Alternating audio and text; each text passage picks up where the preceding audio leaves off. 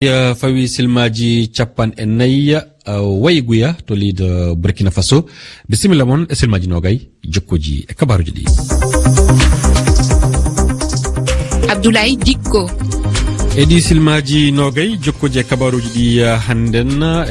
jokkoji hen joni di bieten to lido Burkina Faso.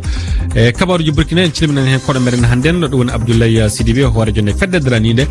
nden ka hakke neddanke to leydi Burkina Faso mo yewtere Ibrahima Timmi ba ko fawi dido bonandaji tekadi ton to Burkina gilla ko foti duubi jetti tegal majjum jabbode na kanko Oumar Mamadou Sow mo jangane ko winda jeydeji di timminere no weta go jantana meden momode handen to leydi Cameroun woni to paaden ene fawi e dow tajobe laawi do woni lawol hakkunde do woni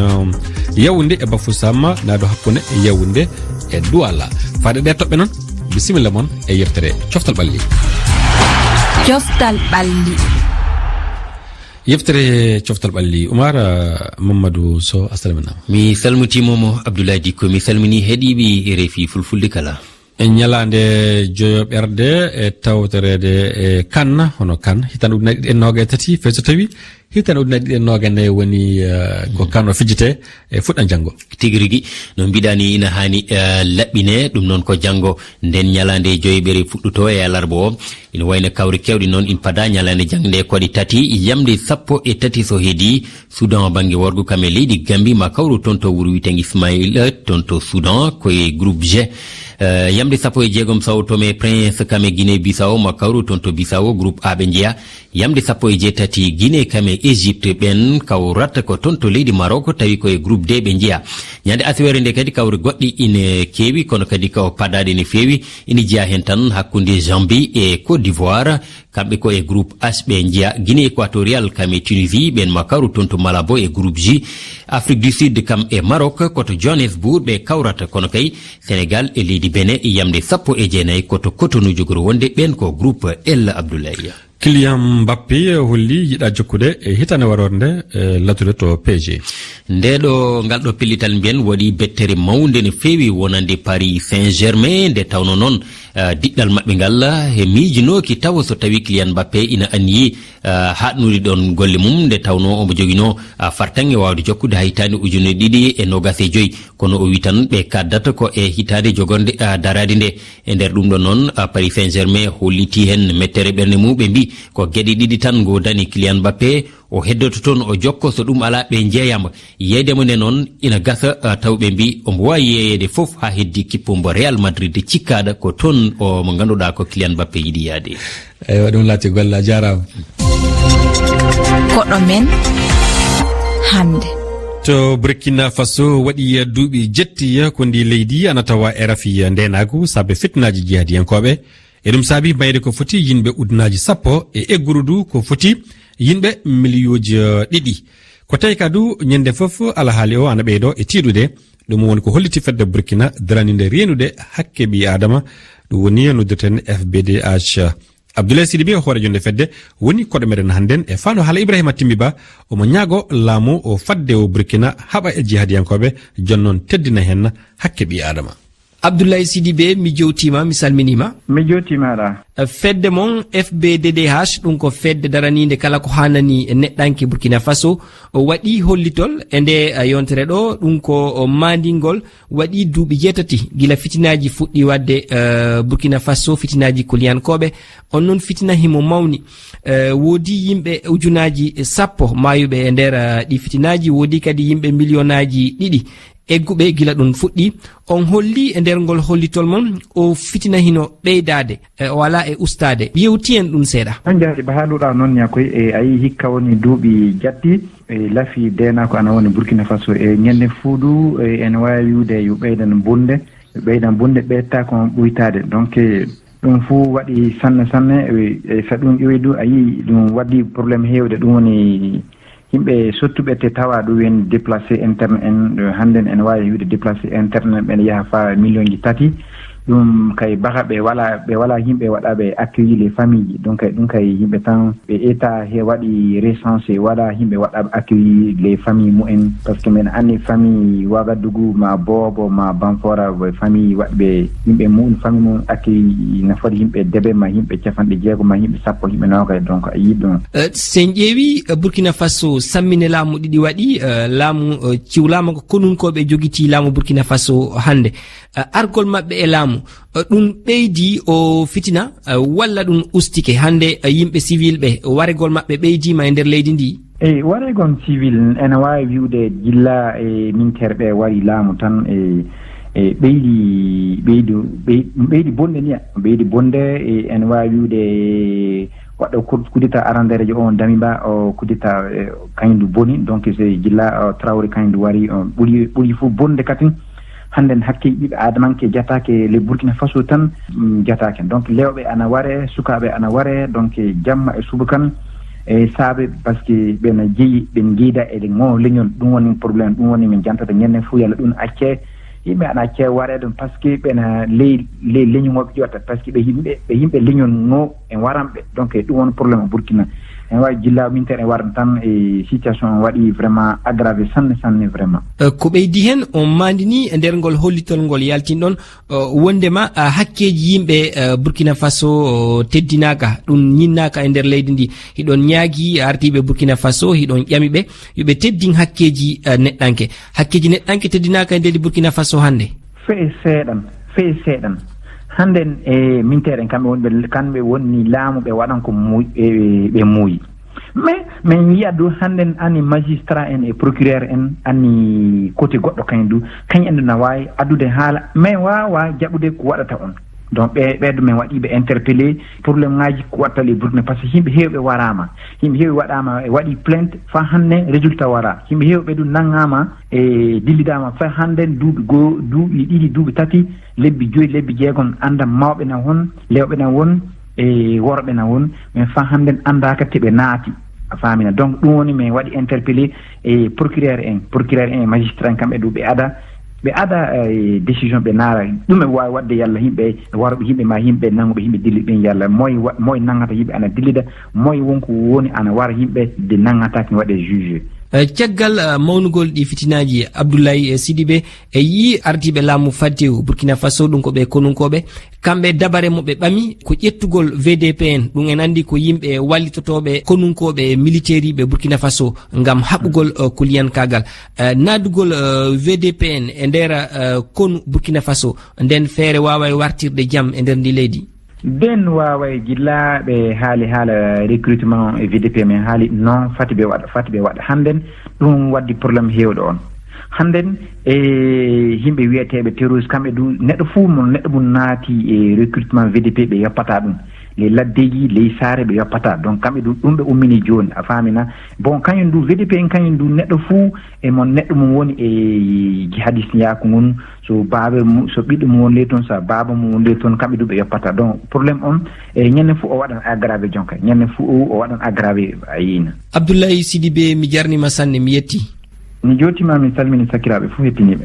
fofo maɗa Abdoulaye Sidibé hoore jonde fedde darandinde rende hakke ɓi adama to leydi Burkina Faso FB e DDH yewtuɗanno Ibrahima Timbi Ba ko fawi e ɗi tiɗallaji to leydi Burkina Faso ko winda e jayndeji ko winda e jeyneji ɗi Oumar a salminama ɗimmol a salmitama ɗimmol Abdoulaye Seydi Sow no beeleɗa fo de mbiya hande mi waɗanma promotion ayo Seydi Ly a jarama Dicko bisimilla ko winda e jeyndi ɗi hannden noon Abdoulaye en calmi heeɗiɓeɓe kala hande jayndeji Afrique kewɗi garti e mayɗo altinere hanki e Silvio Berlusconi to Italie kono kadi goɗɗi ha hande ine keddi e Sénégal haalde e masalahaji kalateɗi hakkude Macky Sall e Ousmane Sonko e Saldu Mamadou fokkitima kengen to Italie ko noon wi en jayndi Le Figaro Silvio Berlusconi natti o yari ko duuɓi 86 e altinere hanki to Milan musidɓe men jandiyankoɓe ɓe gaddi kongi Giorgia Meloni on won hoorejo jagorɗo Italie ceediɗo wondi Berlusconi ko gorko darinoɗo wonno mbo hullotano hollude miiji mum e kala saaha ko ɗum ni woni sababu makko o laati wonde goto yimɓe ɓurɓe mantede e tarika leydi ndi. diɗɗe latta ballon kewɗe ana mboya ogorko eɓe jokki woyde bojji maɓɓe mbiyen cam AC Milan ina jeeya eɗen diɗɗi ɗe ildi Silvio Berlusconi haɓɓudi e muɗum sabu noon kanko o wonno jow maggal ko tolni e duuɓi 30 hade makko yeeɗingal ɗon diɗɗal e hitande 2017 le monde Afrique addi ko nguɗi on kipo AC Milan biɗa wonde ɓoyogol aduna waɗata golle Berlusconi yejjitedi sabu ko waɗi toon ko ina tiiɗi ete momtotako. Carlo Ancelotti ko eltowo hande diɗɗal Real de Madrid o wonino kadi pijowo to AC Milan duuɓi 5 hade makko artude wonde keblowo ngal e duuɓi 9 o wi kanko Ancelotti yettoru makko e Silvio Berlusconi jogi tan koɗo fuɗɗi kono ala to haaɗi sabu noon ko o neɗɗo mbo ganduɗa ombo andi ɗum no feewi kono kadi o seedima wonde ko gollannoɗo no feewi. Eɗen tawa e nder jani nde ha joni seedam faguji diɗɗi kewɗi to Italie e to Europe. Abdoulaye, Sénégal yimɓe hewɓe ana anniyi yaade koyɗe jaam hakkude Macky Sall e Ousmane Sonko. eyi guila ndeɗo ñawore Ousmane Sonko saami waɗi joni balɗe mbiyen 15 helifaɓe hewɓe ina e mbiyen ɗaɓɓude masala haji hakkude hoorejo leydi ndi Macky Sall e lundiɗo o Ousmane Sonko kono ala fof ko ɗum jibini taw hayso tawi landaji lundiɗi ɗi kaytina seppoji kewɗi ɗiɓe ganiyino yuɓɓindi e balɗe jaɓiɗi ɗe kono wonande jayde Jeune Afrique lande Pastef mo Ousmane Sonko woni mawɗum muɗum laɓɓini wonde kamɓe kam ala fof mboɓe ɗaɓɓiri yo yah koyɗe jaam hakkude maɓɓe e hoorejo leydi ndi Macky Sall e wi ɓen ko ɓesgu Sénégal tan wellitta Ousmane Sonko mboɓe mbi hay goto o bismaki gali makko kono noon fof e wadi noon Pierre Goudiaby Atepa ko gandaɗo e leydi ndi o gonɗini wonde o joddima e Ousmane Sonko ko ñande 4 nduɗo lewru ndu gonɗen ɗum wonno e wi jaydi nde ha joni ina wayna ko jagorɗo kalfinaɗo nden ke kisal leydi ndi rokki on yamirori ngam ombo yotto e galle lundiɗo o to legal cité Keur Gorgui. jeyde wakkati seeɗa warti e kongi Pierre Goudiaby wiide Ousmane Sonko ana e jaam no yawiri kono noon o wi ko ombo selli ombo e jaam ko kanko Pierre Goudiaby Atepa gonɗini ɗum e fandu haala e RFI ombo yiɗi ina wayna naftorade gueɗal ngal o joguigal e leydi ndi o yaha koyɗe jaam kam e jokkere en ɗam tawi hay goto nelanimo kono mbele ma o heɓ hen woni walla o heɓota ko woni yeeso o dadani guite. Abdoulaye ko ni wi en jani wakkati fera a jarama. Abdoulaye Dikko toɓɓe mawɗe jewtaɗe kabaruji meɗen talatare hannden 13 lewru jeego ɓordu e hitande ujune ɗiɗi e noga e tati gonno to leydi Koudoir dawol balɗe 4 fuɗɗi toon kegen hoorejo leydi Congo Brazzaville Denis Sassou Nguesso imade majjum yo sembinde hono gollidal hakkude ɗeɗo leyɗe ɗiɗi e banggal ndema margal awgal e ko nande muɗum ɗo o leydi Sénégal fay so tawi kaldal ɓangungal wala hakkude laamu e lundiɓe laamu goto ɓiɓɓe leydi ndi yo joguiɗo inde biyeteɗo Pierre Goudiaby Atepa holli yiɗi muɗum waɗude e surore na kaldal yalla deƴere ana hemte e leydi ndi.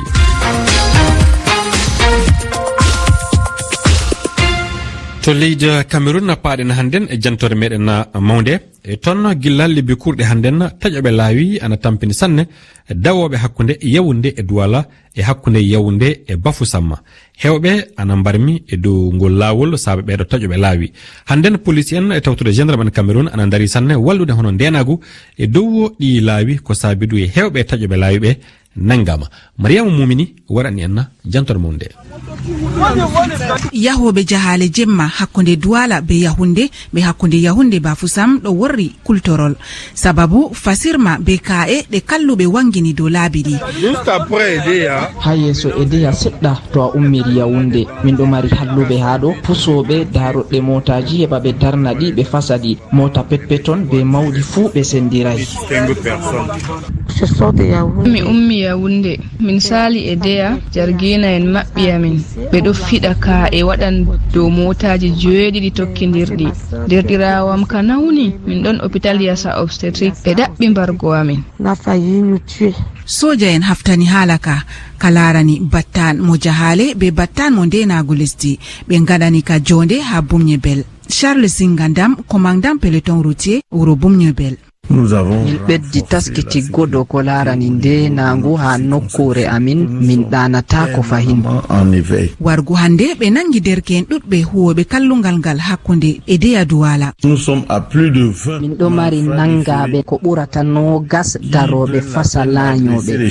kadi bo marɓe motaji jahale waɗi dabareji ɗuɗɗi ɗi holare, amma be non fu yimɓe ɗon nder kultorol. min otes en min ɗo nder mota ngam min jinga shiryugo himɓe ɓe de'ita. min ɗo famtina ɓe police en ɗon nder mota be dow laabi pat ngam ayina ɓe, amma kadi en fota en sottina kulol. dow jayndi Canal 2 ɗuɗɓe lorti dow sababuji soyde holare dow laabi lesdi Cameroun. Valérie Bessala jayndiyanke andini ɗum yebare gomnati be soyde laabi boɗɗi on jaanyi ɗum. Si insécurité c'est parce que l'état ne veille pas. soyde de'ende ɗon ngam gomnati aynayi ɗum. Yaoundé Douala na ɗum laawol, ɗum ciifol tan. Yaoundé Bafoussam na ɗum laawol, ɗum ciifol. mi wiyan on ma dikka ciifi ɗi dininta laawol ngawdere garwa. derɗiraɓe men ɓe woyla ɗum wuddinama tan, ko ndey mota seeɗo dasita ngam laawol faaɗi ha ɓuri sembe. ngol ñiddi bo to na on faami dow giɗa ardiɓe on banniɗo. nonnon bo andini kaɓe ha jiha hirnage lesdi fu ɗon nder sababuji kallele derke'en. nden fayin ɓe yiɗa yi'ugo ɗum nord west be sud west on. ɓe wala kuugal, ko gomnati ɗo waɗa heɓa wallita ɓe hokka ɓe ko kuugal no foti fu. en ɗo mari FNA ha Cameroun ɗo bana Pôle emploi ha France. ɓe fotai ɓe hosa ɓe na, yake feere ɓe acci leñol maɓɓe ha nord west be sud west, sei kamɓe warɓe ha Yaoundé go on yerɓintaɓe ko ɓe wurda. no ɓe waɗata sei warta ɓe ɗo fasa tan. ɓurna fu ɗum ummiɓe ha nokkuje ɗe jam wala ha muɗum on huwata kuugal ngal. e Somba Bengono député RDPC bo andini Sadir Madunya hallinta goɗɗo. kalluɗo kam ɗum kalluɗo tan, to yiɗi marsi bo ɗon ko wala fu. to o fasan ni o fasan, ɗum caɗɗum a yaha tita procureur a wiya a famtinan mo anɗo ngam kuuɗe wala on waɗi aɗo fasa. soja en ɗo wate nder motaji jahale, woɗɓe bo ɗon dara ha nokkuje woɗɗuɗe ngam waltina kalluɓe ɓe nanga ɓe, amma non man fu he'ata nden bo neɓata ngam lesdi mawni e bo laabi juuti. hani kadi dabareji goɗɗe waɗe ɗi foti tabitina holare. Valérie Bessala. na ɗo woni dabare sei en kuwa laabi. to yiɗi kongol wala goudron ɓe ɗiggitinagol no mota heɓa salira dow magol. Martial Misinke mo ndenagu laabi. Quand vous voyez le volume du caillou, to on yi dongal ka'e ɗe nastata ha Barbris, on faman fakat ɗum himɓe taskiɓe ummiɓe diga feere warti haɗo. sei yawa law nastina ardiɓe laamu gargajiya ardaniɓe gure man heɓa hefta moy be moy on woni nder wuro. ɗum bana Couper de route en ha nord ɓe majjiti sam ngam ɓe heftaniɓe ɓe hefti ardiɓe maɓɓe. dole sei en waɗa ɗum, en yeyna laabi, en waɗa cameraji aynoji nder motaji be dow laabi. en foti en waɗa ɗum. laawol ɗo wadda ko waɗata pourcentage 73 nder faggudu leddi. péage ɗo yoɓe, timbre, impôt fuu ɗo yoɓe, transport ɗo wadda ceede, sei ɓe hoosa yoga ceede man ngam ɓe wo'inira yaake majum. on doit prendre une partie de cet argent pour investir dans la mobilité sécurisée. soyde holare ɗo ɓesda nde weti fu ha lesdi Cameroun. ɗuɗugo kononkoɓe be polisi fu ɗuɗai diwtingo derke'en huwoɓe kalluɗi. Boko Haram, Ambazonia, microbe kadi ndikka yimɓe ƴamtotira dow sababu kallele sukaɓe ɓe. yelika heɓango ɓiɓɓe lesdi ko huwa ustan saɗirmaji ɗi. Mariamu Mumini, Yaoundé, RFI.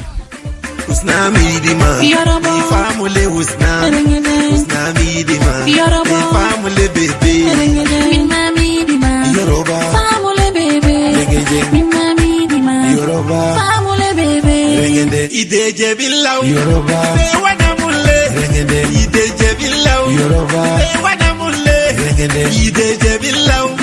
be tena mulle ideje billaw be wana mulle ideje billaw Yoruba be bena mulle regende ajimi mi jianto ajimi ami sefe ami ide dandi dole sawo walaji non Ahmad Rasta ngol jimol fawende ɗo jantore mawde nde kanko Mariama Mumini mo waɗani en e banggal taƴoɓe laawi toon to leydi Cameroun. Hisna e Husna non de Salou Diaw ayo en tottingol mo tottuɗe ngol jimol ewa Saliou Diaw wi mi totta jimongol asma o nen en tottingol asma o Seydi Diaw gole de pi enen de silma capantati e kabaruji goddi manti kam dum jarandi mayo gido mayala no kamo yida sala safitina ngasa mami yukira nangi